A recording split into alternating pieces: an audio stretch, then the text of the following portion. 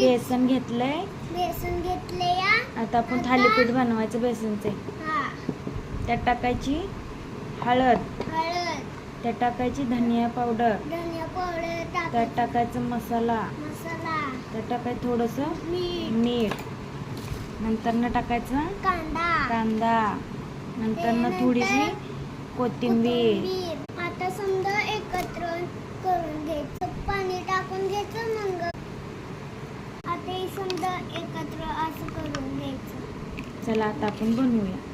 चला आता आपण बनवूया. तेल टाकायचं,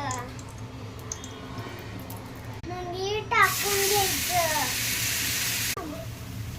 आता आपण पलटून घ्यायचं. बघा आता मस्त झाले. चांगलं झालं तर व्हिडिओ को लाईक करा.